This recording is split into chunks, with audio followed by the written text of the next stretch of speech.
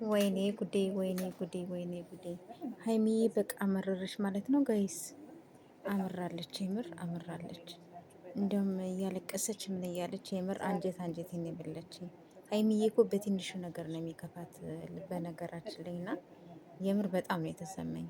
የኔ ውድ ነገር የኔ ጨርቃ አይዞሽ አይዞሽ ያልፋል፣ አይዞሽ ያልፋል። ምንም ማለት አይደለም፣ እስኪያልፍ ያልፋል። እሺ አይዞሽ አይዞሽ አይዞሽ። ሰላም ሰላም፣ ውድ ቤተሰብ እንዴት ቆያችሁ? እንዴት ናችሁ? ደህና ናችሁ? ያለው እግዚአብሔር ይመስገን። ላይ ያላችሁበት ሰላማችሁ ብዝት ዝት ይበልልኝ የኔ ወዶች የኔ ምርጦች ማለት ነው። እና እንግዲህ ሀይሚዬ እንግዲህ አምርራብናለች። ምርር ብላ እያለቀሰች ምን እያለች ነው የመጣችው? እንግዲህ ያው እንደምታዩት ማለት ነው ያው ሲም ካርድ ያው እስከማወጣ ድረስ ኢንተርኔትም ላይኖረኝም ይችላል ምናምን ስትል ከሀገር ውስጥም መሰለችኝ አልበረረችም እያልኩ ነው። ብቻ ግን የሆነ የተወዛገብኩ ነገር ነው። በቃ ሁላችንም የተወዛገብን ነገር ነው የሚመስለው እንጂ እኔ እንጃ ብቻ አላቅም። ያው ልጠፋባችሁ እችላለሁ እስከምስተካከል ድረስ ስላለች እስኪ አብረን ምናየው ይሆናል። ግን ማለት ነው ቡራም ይሄዳል እርግጠኛ ነኝ። አሁን በቃ ያበደ ቀውጢ ቀውጢ ቀውጢ ቀውጢ ነው የሚሆነው። ቀውጢ ማለት ነው የምር ቀውጢ ነው የሚሆነው።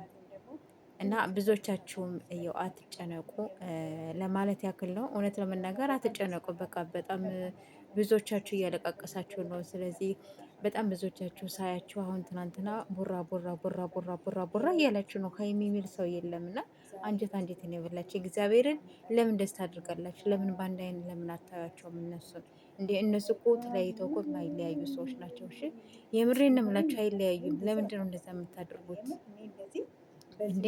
እሷም እኮ ይከፋታል እኮ ይከፋታል እኮ ሀይሚዬንም ቢሆን ይከፋታል። ለምን ደስታ አድርጋላችሁ? እንደዚህ ደግሞ አታድርጉ። የምሬን ነው የምላችሁ። ስለዚህ ስለሚከፋት እነዚህ እንደዚህ ባታድርጉ ደስ ይለኛል ነው የምለው። ምክንያቱም እሷ በትንሹ ነገር ነው የምትከፋው ጋይስ፣ እና ባታስከፏት ጥሩ ይመስለኛል። እንዲሁም ደግሞ በቃ እናንተ ማበረታታት ነው ያለባችሁ ወደ ራሷ እስከምትመለስ ድረስ፣ እንዲሁም ደግሞ ከቡራ ጋር እስከምትገናኝ። ያው ዱባይ ከገባችሁ እሷ እንግዲህ ከመሀይ ጋር ነው የምትሆነው። ያው ከካሜራ ጀርባ ነው ያው የሰራችሁ ብዬ ነው የማስበው እንጂ